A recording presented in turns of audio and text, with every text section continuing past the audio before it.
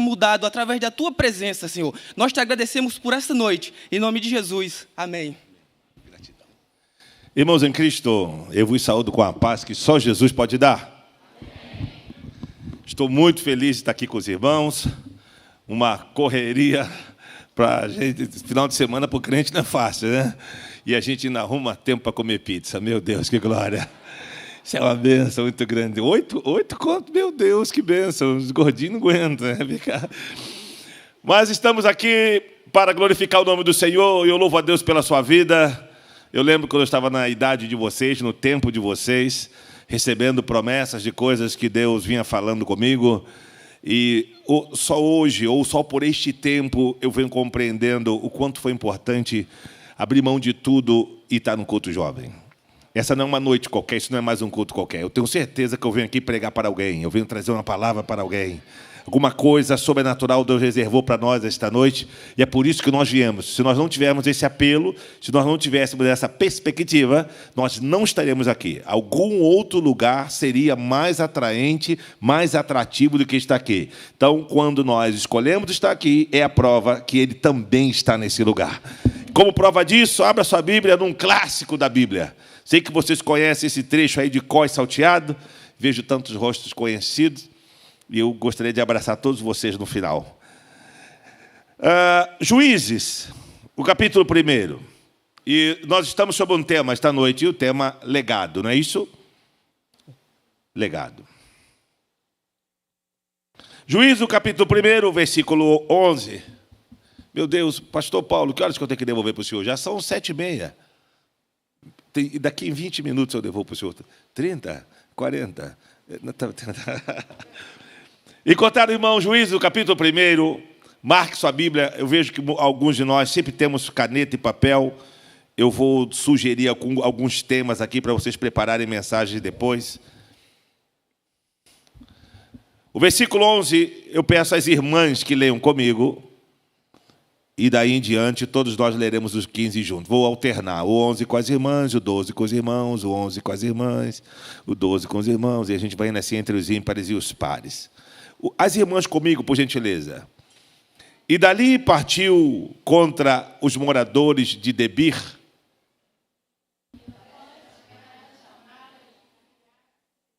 O 12, os irmãos comigo. Então Caleb disse: darei minha filha a Axa, Kiriat Sefer. Otiniel, filho de Kenaz, o irmão de Caleb, mais novo que ele. E Caleb lhe deu a sua filha Axa por mulher.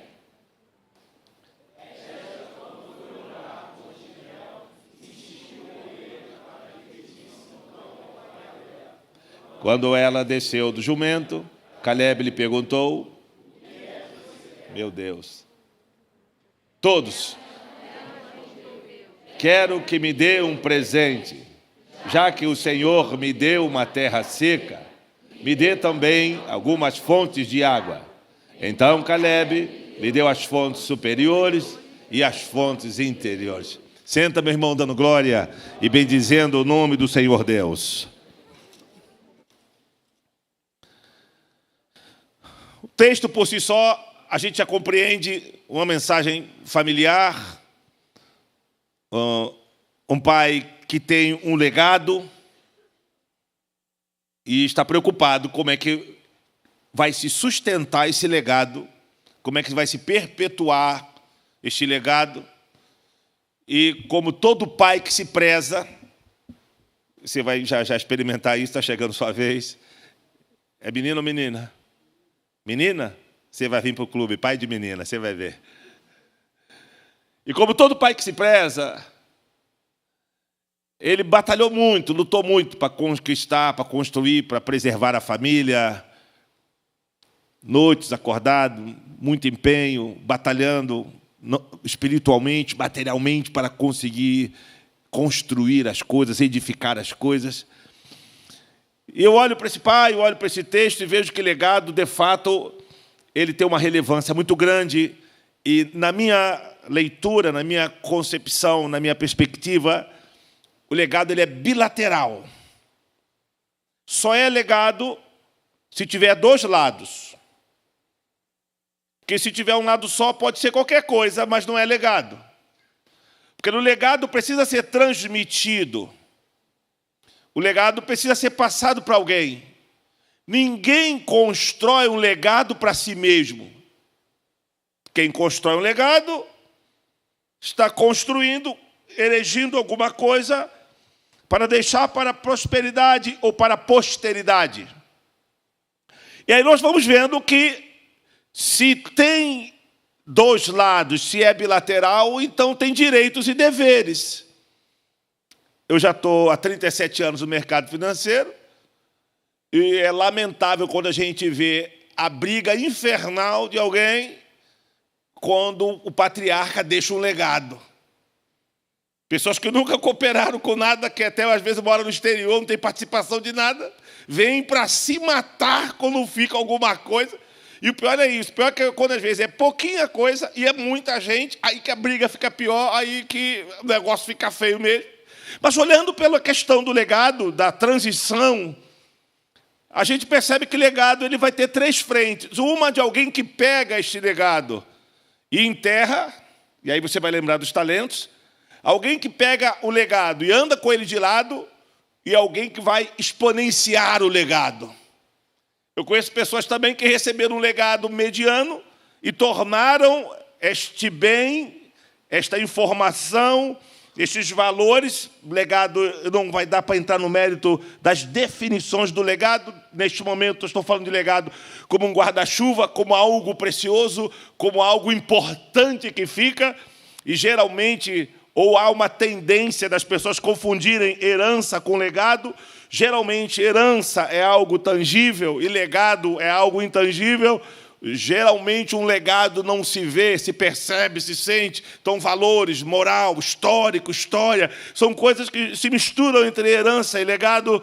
E aí a gente vai vendo que agora Caleb, Israel, Josué vai embora, e Caleb se vê ainda como um camarada que tem legado, que tem histórico, que tem um nome a zelar, algo para passar para alguém. E aí ele tem alguns valores, e os valores de família estão muito claros para ele. E aí, em todo esse enredo, nesse versículo que nós lemos, nós temos propriedades, temos riquezas, tem guerra, tem conquista.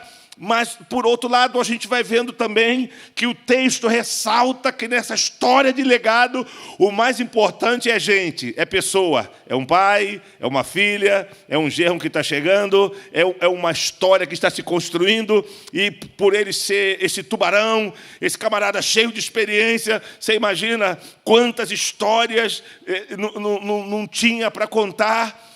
Quando sentava com o Caleb. Caleb era um camarada cheio de testemunho. E eu peço a Deus esta manhã, que essa noite, que marque esse nosso encontro, nos dando bastante legado, isto é, bastante testemunho para a gente contar. A proposta desta noite é falar do legado na perspectiva de quem recebe.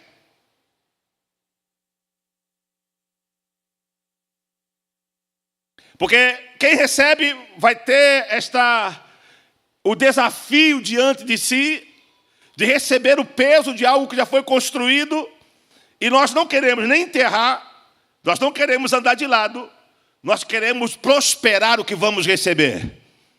Se recebemos algo da parte dos nossos pais, ou da igreja, ou da sociedade bom, nós vamos fazer esse negócio ficar ainda melhor.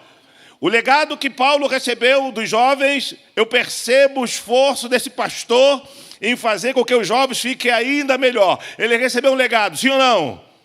Mas perceba o empenho dele no que ele recebeu e tornar isso ainda melhor, mais exponencializado, mais vistoso, mais reluzente, mais atrativo. E o trabalho não para, é incansável. Seguindo esta linha, a gente vai ver que agora tem um camarada chamado Otiniel. E ele vai entrar numa linha de legado que o nome dele não estava na lista. Primeiro que Caleb, quando ele faz metade do serviço, mesmo tendo todo o legado para passar, Ele vai lá na cidade que está a ser conquistada, e tem uma história linda, o tempo não vai permitir, mas depois você estuda essa cidade, Kiriat Sefer. É traduzido Cidade dos Livros. Tem uma história bonita aí, o tempo não vai permitir. Mas Caleb vai lá, tira os gigantes, ele dá uma ajeitada lá na guerra, e ele fala, pode ir lá, meu chapa, que você vai conquistar. Atenção, essa parte importante da mensagem. Ele já sabia, olha para mim, ele já sabia que Otiniel estava de olho em Axa. Quem é pai aí? Levanta a mão, deixa eu ver. Vocês sabem o que eu estou falando. Mas ele fingia que estava cochilando, ia para a cantina, não estou vendo. E ele está vendo que ele já tem uma cicatriz aqui, um corte ali, já brigou com o gigante.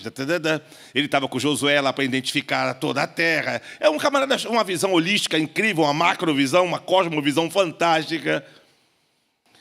Mas ele não diz assim, ele não chama Otiniel e diz, Otiniel, vai lá, conquista, a Axa já é sua. Como era muito importante aquela tarefa, e como era muito importante o legado, não dava para entregar para qualquer um. Tinha que ter um desafio. Eu sempre digo quando eu posso, ao lado de toda a bênção tem um desafio. Ao lado de toda a bênção tem um desafio. Por favor, diga isso a alguém que está do seu lado. Diga isso a ele. Ao lado de toda a bênção tem um desafio. Entre a bênção da casa, da família, das terras e de Axa, tinha uma guerra. E aí, aquele pai, cheio de experiência e sabendo que lutou muito para construir tudo aquilo, ele diz, quem vencer esta guerra terá um presente, terá uma bênção que eu vou dar para ele chamada Axa. E aí, Otiniel começa a pensar, meu Deus, para eu revelar meus sentimentos, para eu tomar aquele café, para eu participar do almoço, para eu comer o pudim de sobremesa, para eu poder passar o sábado, sentar no sofá junto lá com ele, eu tenho que encarar uma guerra. E esta prova de fogo vai dar a ele, vai torná-lo elegível, porque até então Caleb queria saber se tinham outros rapazes valentes, valorosos, que tinha interesse naquela bênção, uma menina tratada com pão de ló, que ninguém vai oferecer, uma menina mal educada, que não tem talentos, que não tem dotes como prêmio de uma guerra. Quem vai encarar uma guerra por alguém mal educado, ranzinza, asqueroso? Ninguém. Aliás, as moças que estão aqui, que esta graça que estava sobre Axa, que repouse sobre cada uma de vocês, viu? Que os rapazes da igreja estejam aptos a encarar guerras por causa do prêmio que será dado, que é você um dia. Que Deus dê essa graça, esse brilho, esse esplendor para você. Mas olhando aqui sobre a questão da guerra como primeiro passo para estar apto para um legado, e Deus me deu minha Axa, estava ali me olhando e disse, muito benção. 30 anos e ainda encaro guerras por ela, que glória. Só Deus pode fazer isso. Uma delas é contra a balança, mas Deus é fiel. Olhe para mim, eu vou fazer uma pergunta, não me responda agora. Sei que estou num culto de jovens. Alguém aqui já tem uma vitória de uma guerra para contar? Vou traduzir. Você já venceu alguma guerra? Feito isso, passado o impacto, eu vou perguntar, quem já venceu alguma guerra? Pode dar um sinal com a mão para eu ver quem já venceu uma guerra? Meu Deus, percebo mãos que não se levantaram. O primeiro passo para possuir uma bênção que a gente vai ver no decorrer do texto, que já está claro, já está evidenciado, é disso, olha, precisa ter no currículo que você venceu uma guerra. Os irmãos da mídia, por favor, podem colocar para mim, por gentileza, o que está em João, o capítulo 21, versículo 9 e 10. O que Caleb está fazendo aqui é estabelecendo um critério de meritocracia. Você não faz nada, 100% de zero é quanto, meus irmãos? Zero. Mas olha o que o texto vai nos propor. Jesus é ressurreto, ainda não foi assunto aos céus, os discípulos estão atônitos, voltam a pescar, e tem toda uma aparição de Jesus, e depois ele vai para a praia esperar pelos discípulos.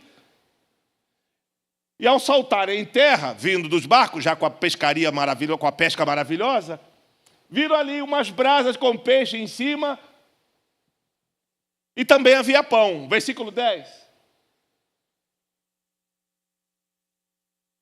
Jesus, quem pode me ajudar?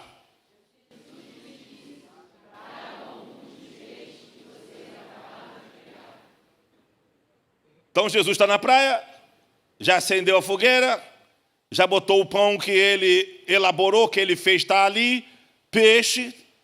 Ele disse, agora, para ficar bom, para a gente fechar aqui, e eu ter uma intimidade, uma relação mais íntima com vocês, tragam os peixes que vocês também pescaram.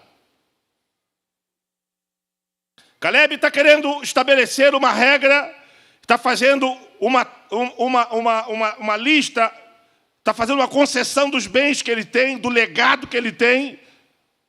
E ele quer saber para quem ele vai deixar isso. A filha ele já educou, está preparando em casa e quer dar uma prova de fogo para ela também, para fazer a transição. E ele diz, mas quem é o rapaz que vai assumir isso com ela? E nesse momento ele diz, esse rapaz já tem que ter ganhado uma guerra. Senão ele não vai valorizar as coisas que eu vou transmitir para ele. Ele precisa ter uma experiência. Eu vou perguntar de novo, quem aqui já venceu uma guerra? Seja ela qual for, espiritual, material, de estudo, alguma coisa. Muito bem, vamos fazer um outro exercício. Escolham, façam duplas, por favor. E eu vou quebrar um protocolo aqui, tá bom, pastor? Eu estou na presença de Deus, então eu já vi coisas extraordinárias acontecerem. Vamos lá de novo. Façam duplas aí, por favor. Se não tiver como fazer dupla, pode fazer uma trinca, pode colocar 3. Se no banco não der para quebrar, se tiver 5 pessoas, pode colocar 3. Eu vou dar um minuto para você contar como é que você venceu uma guerra. Quando for 3, é 1 minuto para 3. Se for 2, é 1 minuto para os 2 contarem um para o outro aí como é que foi. Meu irmão, me ajuda no teclado aqui. Você achou que você ia ficar na bênção? Aí, com a esposa, é só cantando o hino da vitória. A gente vai trabalhar. Eu já estou vendo a gente contando aí.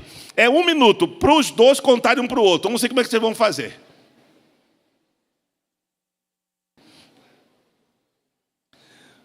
Uma guerra financeira, uma guerra espiritual, uma guerra na faculdade, uma guerra na escola que você venceu. Como é que foi que você venceu esta guerra?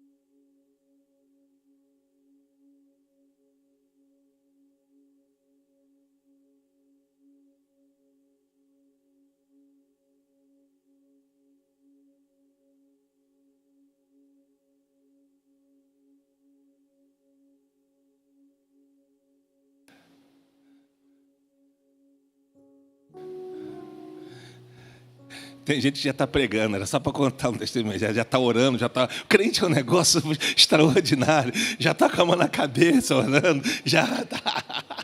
Era 1 minuto só para contar como é que foi essa batalha aí, que sentimentos você teve, se você se sentiu fragilizado, quem ajudou você. A ideia era só a gente movimentar aqui para a gente pensar um pouco.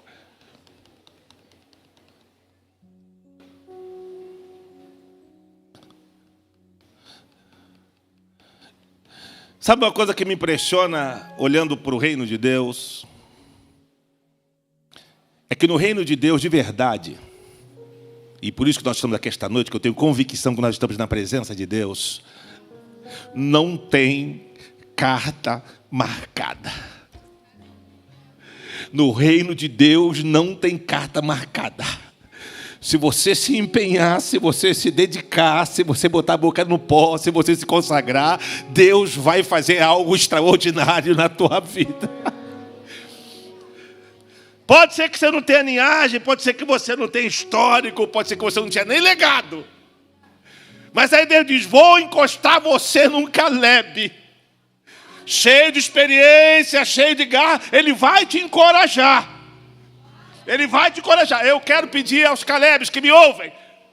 E aos Calebs que estão aqui esta noite. Nós não podemos lutar as guerras das pessoas. Eu também me refiro aos pais. Eu peço ajuda dos pais. Nós não podemos encarar todas as guerras pelos nossos filhos. Ele vai lá, ele era especialista em trabalhar com gigantes. Ele passa antes, ele lê um pouquinho, ele vai lá, tira um pouco dos gigantes para não ficar tão pesado para o menino. Ele sabia que era uma guerra difícil. E toda a guerra que é difícil, ela vai ter recompensas. Se lembra de Davi? O que foi oferecido para ele, para derrubar Golias? Uma grana? A casa do pai dele ia ficar isenta de impostos? Claro que não era só para ele, era para quem derrubasse o gigante. E quem era um outro presente que ia ser dado? Qual o nome dela? Ele olhou a grana, falou... olhou a isenção de impostos, falou... isso aí é imposto de renda, sei lá, deixa eu ver, fazer um cálculo aqui, 27%. Aí quando olhou para Mical, falou... ai, meu Deus, ai. Uma das coisas que eu peço a Deus também é que essa noite... E eu não sou... eu sei que a gente está no mês de junho, dizer que tem um santo em casamenteiro, né? Eu estou fora, não estou nessa não. Mas eu vou dizer uma coisa para você. Eu peço a Deus que abra os olhos das moças cristãs para os jovens cristãos. Que abra os olhos dos jovens cristãos. Eu já cansei, da minha época, lá atrás, 1900 alguma coisa... bem alguma coisa mesmo, algumas moças diziam, não tem moço para mim na igreja, não tem jovem para mim na igreja, ninguém na igreja me atrai, porque o Espírito Santo não abriu teus olhos, que pode ser que o teu Otiniel esteja bem perto de você, pode ser que a tua Axa esteja passando por você a todo instante, mas você não viu ainda, porque não viu como recompensa de uma guerra. Eu prefiro uma moça dedicada, que adora, que está aos pés do Senhor. Eu prefiro um rapaz que está com a boca no pó. Às vezes a Vitória lá em casa me pergunta, pai, qual é o critério para o camarada cruzar aquelas portas ali, os portais de ferro? Eu disse, tem que ser trabalhador e estar estudando. Se não estudando, está barrado. Se não trabalhar, está mais barrado ainda. Uma das coisas que eu gostaria de deixar aqui para a gente pensar são os critérios que a gente estabelece para a nossa vida espiritual. Deus não chama Caleb e diz para ele assim, meu chapa, anota aí como é que vai ser o casamento da Axa, todo o legado que você tem. Ele disse, não, cara, você já tem um legado. E o critério que estabelece é ele. Ele disse, olha, o primeiro critério para eu deixar esse legado é alguém que já tenha encarado uma guerra. Isto é, que tem um testemunho para contar, uma história para contar, um relacionamento com Deus para contar. Ele não quer saber o tamanho. Aliás, a cidade era pequena, não era só uma cidade grande. Ele só queria saber se essa pessoa tinha predisposição para encarar desafios. Se essa pessoa tinha predisposição para encarar a guerra. A outra oração que eu faço esta noite é, Deus nos dê disposição para encarar a guerra. Covardia, medo, meu irmão. Sabe que eu duvido que esse camarada não foi com medo mesmo, pastor. Primeiro que o camarada era um monstro. Era um cara consagrado, Caleb, meu irmão, você está de brincadeira. E ele era tão ousado que ele já velhinho falava assim, meu chapa, eu estou velhinho, mas se vier fica ruim, tá? Eu ainda estou com o braço ainda para derrubar uns 4 aí, eu jogo capoeira, tá? Porque tem um problema assim, quando alguém diz para mim assim, eu luto karatê, eu luto judô. Eu não me intimido. Eu só vou me intimidar quando eu perguntar qual é a cor da sua faixa. É a cor da faixa que define o perigo que eu vou estar ou não. Você pode estar iniciando, pode estar andando de kimono. Tem uns caras andando de kimono, a gente fica comendo, não sabe nada, não luta nada, só está andando de kimono. O negócio é quando ele bota a faixa, a gente começa a perceber o tamanho da encrenca. O que Caleb está fazendo é o seguinte, é muito importante isso que eu vou entregar. É muito importante o que eu conquistei. É muito importante o que Deus fez para Israel. E eu preciso saber se ao menos Esta pessoa que eu vou entregar este legado, se ele tem disposição para a guerra, se ele tem predisposição para a guerra, ou se ele entrega os pontos no primeiro ataque, ou se ele entrega os pontos, ou se ele tem medo de qualquer confronto, seja ele qual for.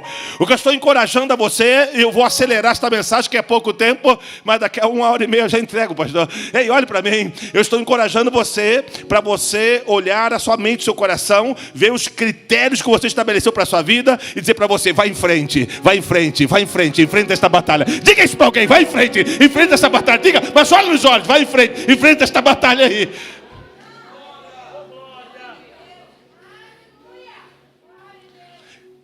Caleb está propondo uma cocriação. Ele está propondo um compartilhamento de responsabilidade. Ele disse, eu não vou fazer isso sozinho. Eu não vou entregar de bandeja. Eu quero saber se a pessoa que vai receber esse negócio, se ele ao menos tem tato, vontade de fazer esse negócio prosperar. E isso eu estou evitando entrar no mérito, embora esteja com a vontade incrível de entrar no detalhe, mas o tempo não vai permitir, eu não quero fazer isso, porque nós podemos usar dezenas de exemplos, de todas as ordens, de ordem espiritual, de ordem material, de ordem financeira, sentimental, mas ainda não, vamos seguir um conceito para que possamos entender ainda mais. A responsabilidade de quem recebe um legado é maior. A responsabilidade de quem recebe um legado é maior. Veja os personagens. Caleb, mesmo com toda a estrutura, com todo o histórico que tem, ele vai lá e ele não inverte os valores.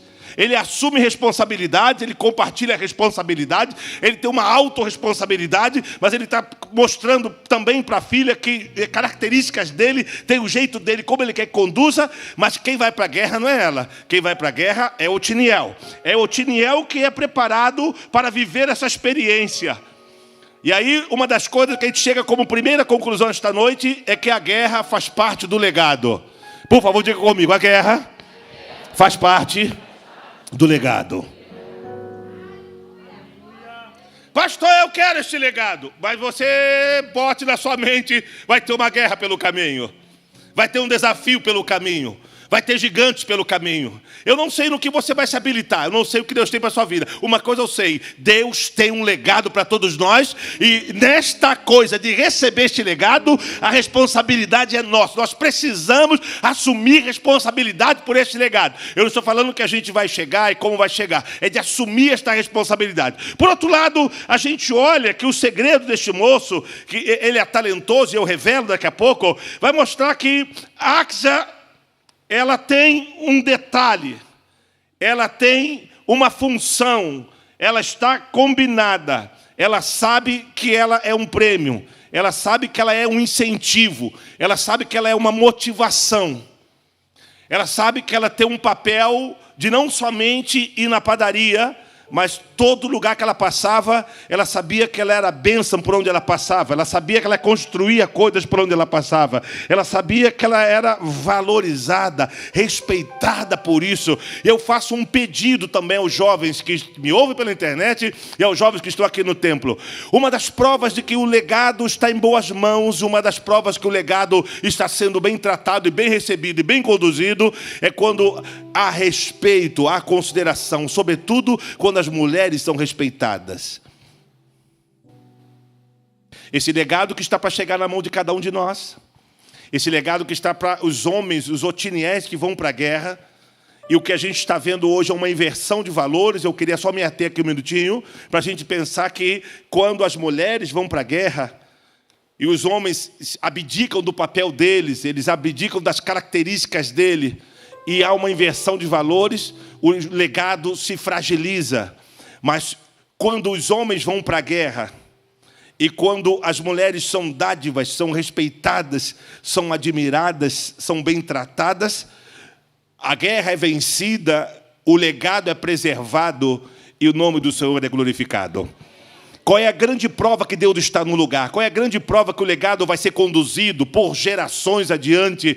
É quando existe respeito, admiração, carinho, consciência, e a gente vai levando isso de um lado para o outro, consideração, comunhão. Eu olho para alguém, eu tenho um respeito pela história dessa pessoa, pelo momento que ela vive, que a gente não olha pelo estereotipo desta pessoa, mas olha olhando que Deus tem uma obra, um milagre, algo a fazer de sobrenatural, um estímulo para esta pessoa. E a mais uma oração eu faço, é que nós possamos ser estímulos para alguém. Que alguém que está numa batalha, ao ver que estamos perto, ao ver que estamos acompanhando, que alguém que está numa batalha, que vê que nós estamos chegando para ajudar, ou para incentivar, ou para motivar, que essa pessoa queira encarar aquela batalha, também tem o prazer de estar perto de nós, que tem o prazer de compartilhar a sua vida, a sua história, os seus segredos com a gente também, em momentos de oração. Aliás, deixa eu fazer aqui, quebrar um outro protocolo também. Se você está perto de quem você ama, ou perto de algum amigo, e você puder externar isso para ele, o seu amor, o seu carinho por ele, puder fazer isso, vai ser uma benção agora. Você está perto de quem você ama, perto de algum amigo, se você puder dar um abraço nele e dizer para ele, diga isso para ele. Não somente abraço, não somente esteja perto, mas diga isso para ele, o quanto que ele é importante, o quanto que está aqui é importante.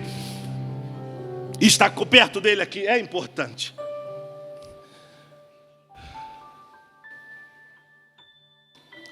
Então, o que estamos vendo aqui, meu irmão, nessa história de legado, é que não somente todas essas considerações que eu fiz até agora, mas atitude.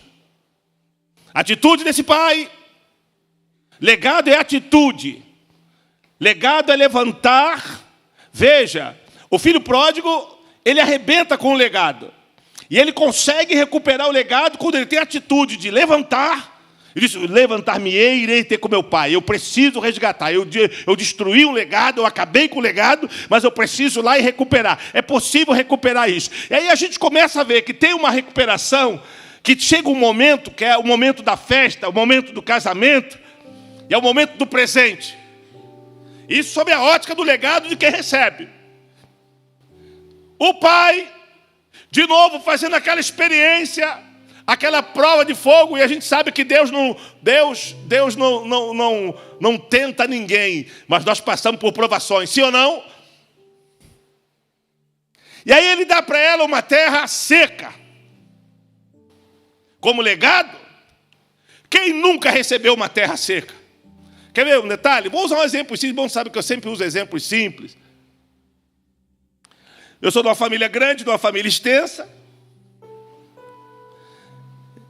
E está pela internet, não está, pastor? Vou arrumar um outro jeito. Então o que acontece? Aí na escola, eu tinha uma irmã mais velha que eu. Então, a gente usava a mesma camisa. Era a mesma escola, o mesmo emblema, que um tempo atrás era mesmo. Não sei se tem emblema ainda hoje nas escolas, você usa uniforme, não sei. Mas tinha que ir de sapato preto, cantar o hino da bandeira, hastear a bandeira, tudo mais, entrar na fila para cantar, ia cantando a música para chegar até na sala, era muito legal. Mas o legado que eu tenho de lá é que não somente o uniforme, mas as roupas iam ficando como legado. Não tinha roupa nova para o caçula, para o menor. Ele ia usando a roupa do mais velho, amigo. E glória a Deus que você está usando a roupa do mais velho. Ficava um pouco maior, e a costureira dava uma pence, um negócio. Mas só que o meu problema, irmão, que eu tinha 4 irmãs mais velhas. Eu entrei numa linhagem, eu apareci como homem na família.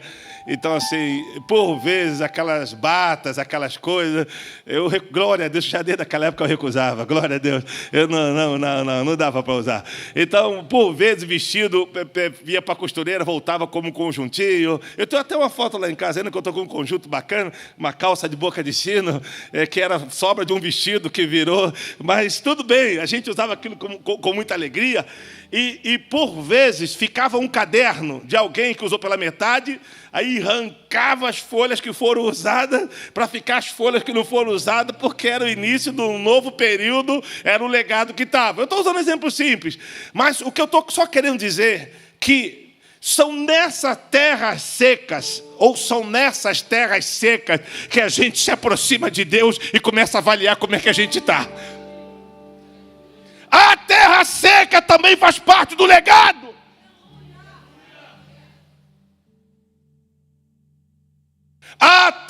terra seca faz parte do legado. E quem deu a ela não foi um tio, alguém perverso, um inimigo, um gigante. Quem deu foi o próprio pai. Toma uma terra seca para você de presente de casamento. Ela recebeu. E nesse curto espaço de tempo,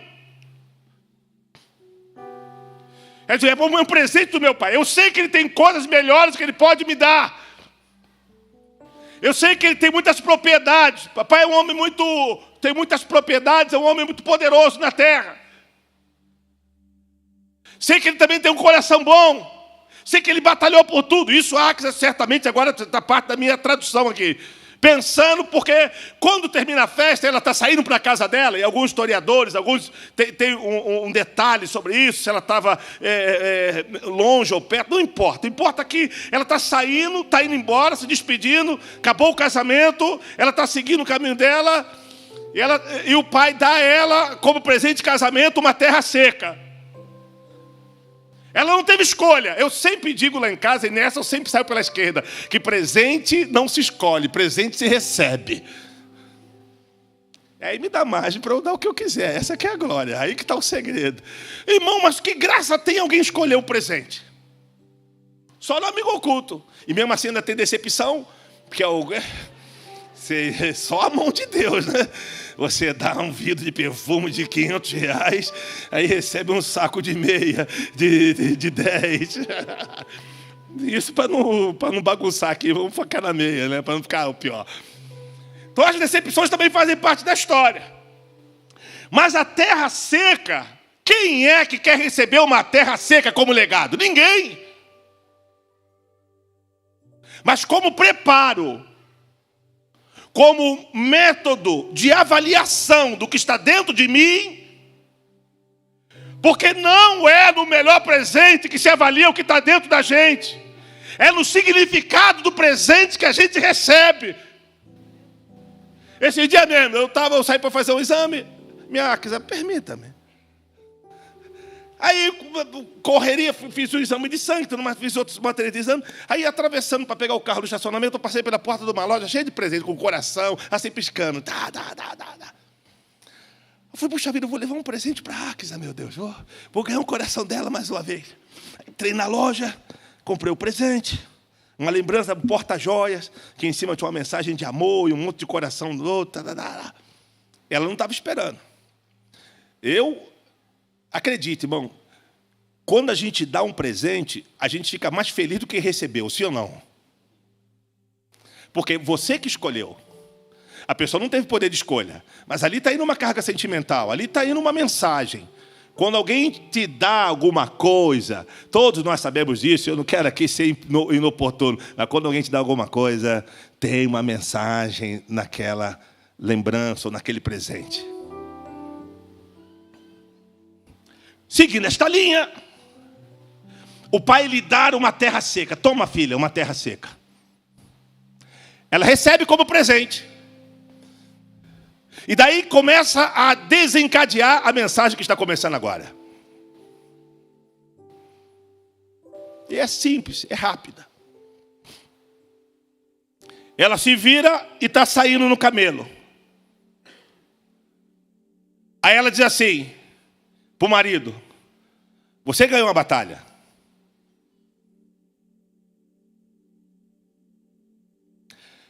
Ele se identifica com você porque ele é guerreiro.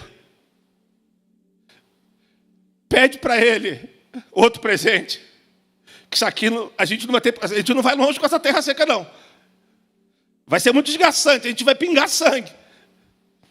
Não tem a resposta dele. Mas pelo silêncio dele, ela toma atitude. E se eu tivesse no lugar dele, eu falava, mas eu não tenho intimidade com ele. Quem tem intimidade com ele é você. Pede para ele outra coisa, porque se eu pedir, talvez ele não me atenda. Mas como você tem intimidade, pede você. Quem é que vai falar com o pai, meus irmãos? Quem é que vai receber? Quando a gente recebe uma terra seca e sabe que o pai tem mais para dar, e agora estou me voltando estritamente para a palavra.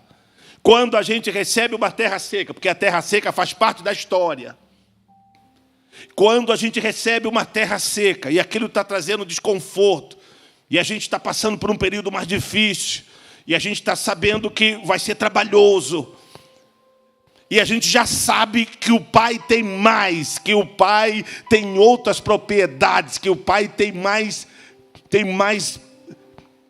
condição, que Ele tem mais poderio, que Ele pode me dar presentes extraordinários, porque eu fui obediente, um filho dedicado, valorizei tudo, as suas palavras, suas promessas, todo o seu legado está valorizado. E aí ela se sente com amplitude para voltar e dizer ao Pai que ela não quer terra seca. É isso?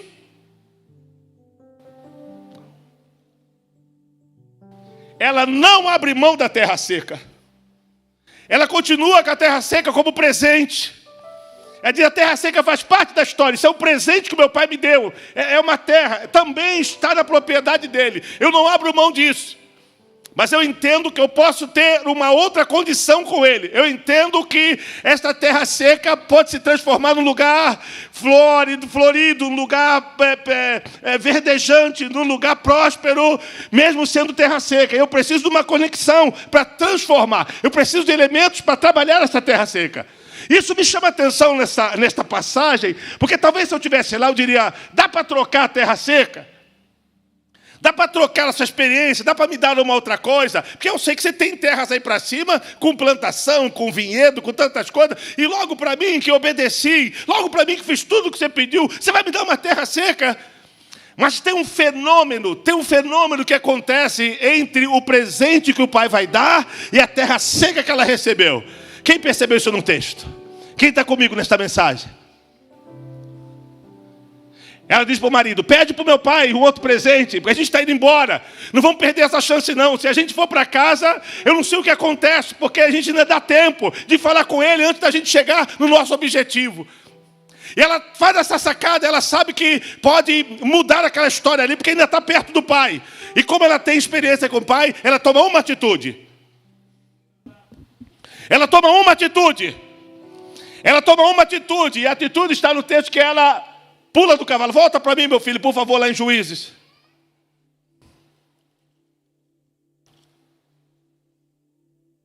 Versículo 14.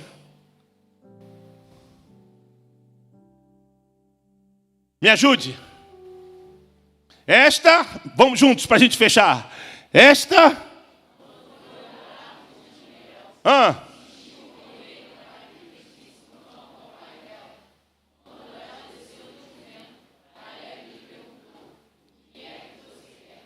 Então veja, presente dado, parte do legado, uma terra seca.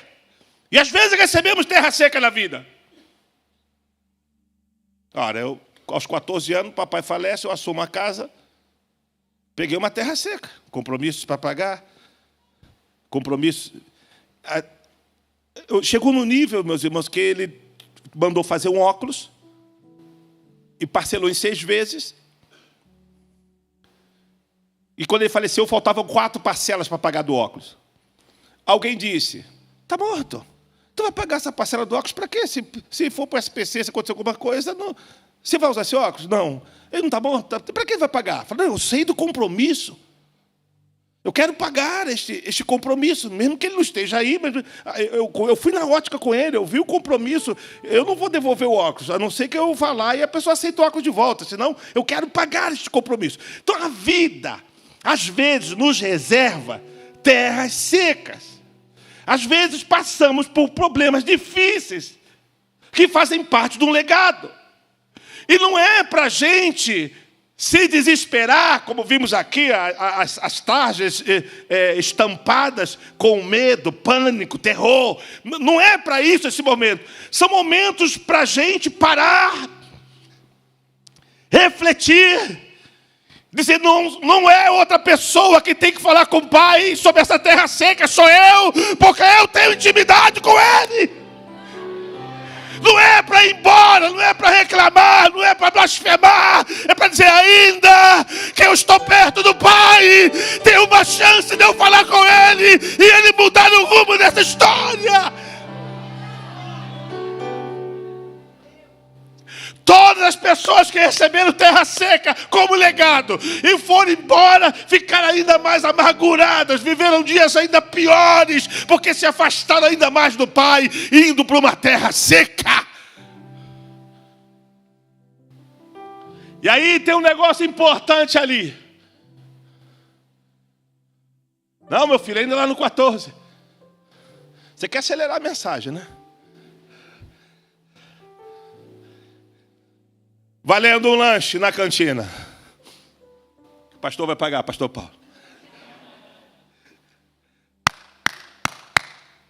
Qual é o gatilho que muda a história da terra seca que está ali? Hã? Atividade? Intimidade, quase, está indo bem. O que faz ela voltar? O que faz ela voltar é de, espera aí. Outra pessoa que não tem intimidade com o Pai não vai conseguir arrancar dele o que eu sei que ele tem para me dar. Sou eu que tenho que orar. Essa oração quem vai fazer sou eu. Quem vai botar a boca no pó sou eu. Quem vai para a intimidade sou eu. Eu não posso delegar. Eu não posso terceirizar o legado. Eu estou numa linha sucessória para receber uma bênção. Eu não posso terceirizar. Mas tem um episódio ali que muda a história desse casal, desse jovem casal. Tá bem, 2 lanches, agora para aumentar o desafio, 2 lanches pagos pelo pastor. Tem uma atitude dela que muda a história dela, da terra seca. Hã? Não, acho que essa moça está falando. Ela desceu do jumento. O mesmo episódio que aconteceu com Paulo. Enquanto ele estava em cima do cavalo, matava crente, carta na mão, todo orgulhoso. Jesus disse, para você entrar, Paulo, numa linha sucessória, numa linha que eu vou te colocar aqui diante desse talento, eu vou derrubar você do cavalo.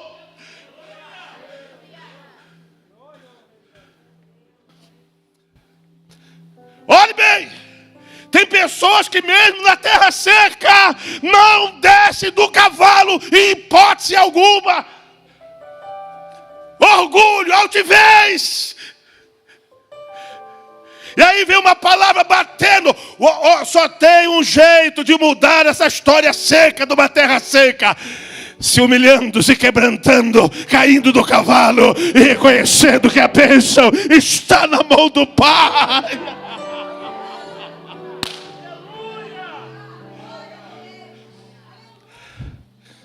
Era um exercício, sim ou não? Era uma prova de fogo, sim ou não? Batalha. Toma aqui isso aí. Rapaz, não, mas pera, você não construiu nada? O que você fez? Você não fez nada. Se a gente olhar pela questão da salvação, então, misericórdia. Fizemos nada. Fizemos nada. Foi graça. Foi favor. Foi bondade. Foi amor, foi perdão, foi misericórdia. Quem reconhece isso e pode glorificar a Deus. Foi graça, amor, misericórdia, bondade. Não fizemos nada. Nada. E hoje, ainda essa semana, eu falei para o pastor Paulo, eu estava num evento da empresa lá em Trancoso. Um resort lindo mesmo. Quando ele estava no quarto, uma chuva de Deus me invadia naquele quarto e eu estava gerando esse culto. Pastor, eu falei para você, eu gerei esse culto várias vezes. Eu sei, comunicado pelo Espírito, que alguém chegou aqui a caminho de uma terra seca. E esse encontro aqui esta noite, o Espírito está falando, desce do cavalo, pula desse cavalo, porque Deus vai mudar a história desta terra seca. Vai mudar a trajetória desta terra seca. Chegou indo para o caminho de uma terra seca e vai sair daqui embaixo das fontes de Deus.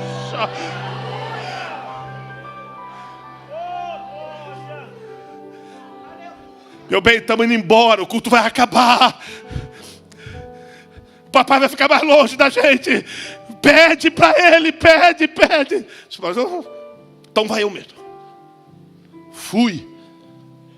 Vou descer do cavalo. Quando ela desce do cavalo, parece que o pai estava esperando aquela atitude. Eu vou falar uma coisa aqui. Meu Deus, pastor, eu vou sacrificar o texto. Olhando para essa mensagem reflexiva. Vou falar uma coisa aqui que vai ficar registrada e eu vou assinar essa conta depois. A sensação que eu tenho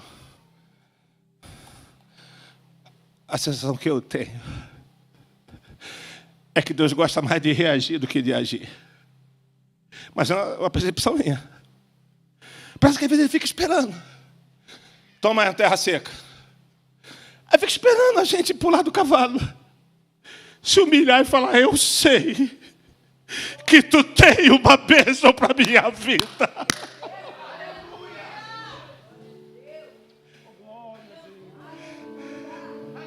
Vira pro 15 aí, meu filho, que é exatamente o que eu estou falando. Me ajude, quem puder. Ela.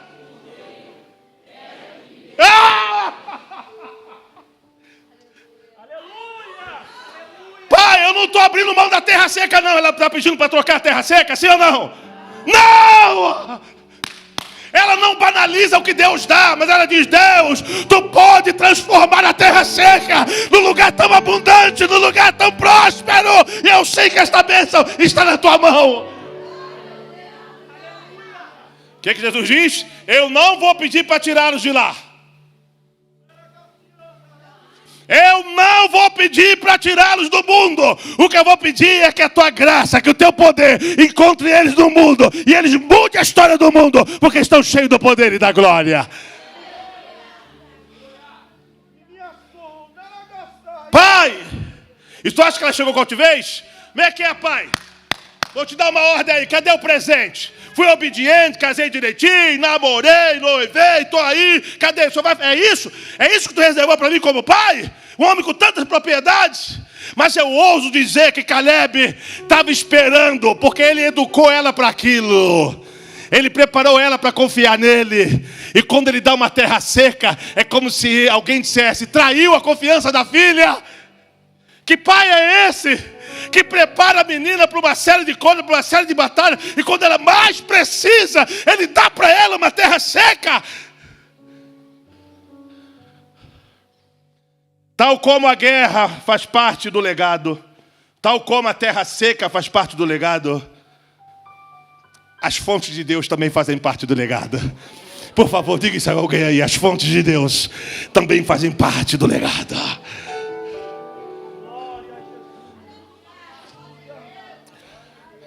Se a equipe de louvor não tiver um outro hino para a gente cantar, me ocorreu um monte de hinos. Meu Deus, cada um mais lindo que o outro. Mas tem um lindo, tem um também. Quero beber dos teus rios, Senhor.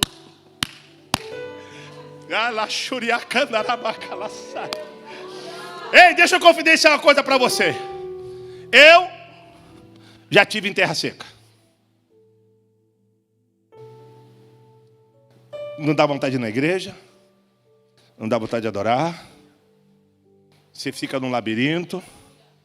Um senso crítico invade você para tudo. Tudo não está bom. Aquele louvor não está bom, se fosse você ficava melhor. Aquele solo não está bom, se fosse você ficava melhor. Aquela pregação não está boa, se fosse você ficava melhor. Se fosse você fazendo a peça, ficava melhor. Tudo. O ar-condicionado está muito gelado. O som está muito alto. Empadão com refrigerante R$8, podia ser R$1. Aí você tem um amigo que ele come muito, fulano come muito. Aí tem outro que come pouco, fulano também come pouco, meu Deus. Aí fulano fala muito alto, fulano me liga toda hora. Não, fulano ninguém liga para mim, meu Deus.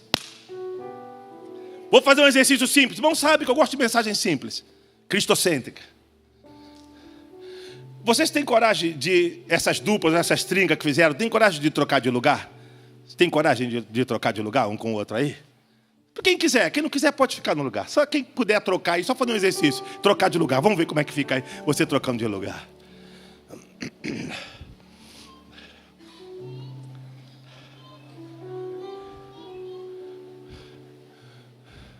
Que glória. Deu trabalho? O que eu quero dizer com esta rápida dinâmica é que muitos de vocês nem sabem que da mesma forma que trocaram de lugar, Deus também troca o rumo de histórias aqui esta noite. Para Deus é tão simples quanto você trocar de lugar. E Ele fala, você estava indo para uma terra seca, mas agora eu viro a tua rota para ir para a fonte das águas, porque eu sou Deus que muda histórias, que em lugares ressecados eu mando alívio, mando refrigério, mando orvalho, mando água do céu. Ai, eu quero beber. É covardia, é banalizar uma bênção de Deus quando a gente pede para Ele tirar a terra seca.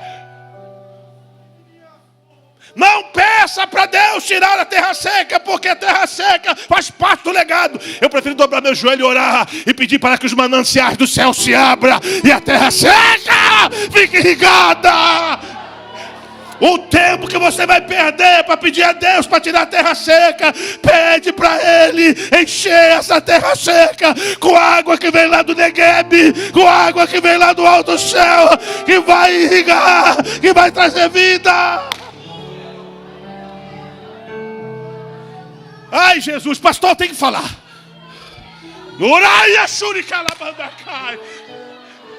Nós precisamos de crentes Áquisas, jovens Áquisas e de Otiniel, que encare a batalha, que aceite a terra seca, mas que seja orvalho e creia no poder de Deus, que creia no poder de Deus, que creia no poder de Deus. Sabe o que está acontecendo? Alguns estão querendo inverter. Me dá os orvalhos primeiro, depois pode vir a terra seca. Que aí eu já estou com o orvalho na mão. Não vai amadurecer nunca. O que dá maturidade para nós é pegar a terra seca e confiar que o Pai tem bênçãos ainda maiores. E ela respondeu: quero que me dê um presente. Eu peço gentilmente que você fique de pé comigo, em nome de Jesus. Eu estou pregando diferente hoje, porque eu tenho uma mensagem de Deus que está aqui no meu coração. E eu tenho muita confiança na mensagem. Eu estou pregando para alguém aqui. Eu estou pregando para alguém. Eu estou pregando para alguém. Deus me trouxe aqui para... Eu sou uma voz na multidão, mas eu estou pregando para alguém. Sabe uma das coisas que me impactou nesse texto? Sabe o que foi? É que nesse tempo... Ei, olhe para mim. Nesse tempo, mulher não fazia parte do legado.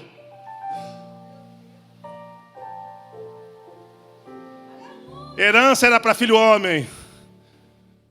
Herança era para o sexo masculino. Está entendendo o tamanho da oração dessa mulher? Está entendendo o tamanho do que está acontecendo aqui?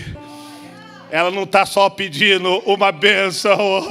Ela está pedindo para quebrar um paradigma. Ela está pedindo para quebrar um sistema. Ela está pedindo para quebrar uma roda. E diz: até a minha estadia aqui, Pai, mulher nunca recebeu nada, mas quebra esse protocolo hoje. Quebra esta parede de ferro e me dá um presente. Como é que começa assim? Vamos lá. Eu ouço dizer e eu vou dizer. Eu lutei a mensagem inteira para não entrar no mérito do que era terra seca. Sabe por quê? Terra seca para mim não é terra seca para você. A minha terra seca pode não ser a sua terra seca, mas a fonte das águas que vem do alto é a mesma. Ela sim muda história. Ela sim faz brotar ramos em lugares que não tem ramo. Ela tem poder de renovar, de restaurar o amor. Ela tem poder para fazer perdoar. Eu sinto uma chuva do orvalho de Deus sobre nós aqui esta noite, trazendo vida. E por isso vamos louvar a Deus, porque eu sei que tem alguém aqui numa terra seca. Entrou aqui numa terra seca.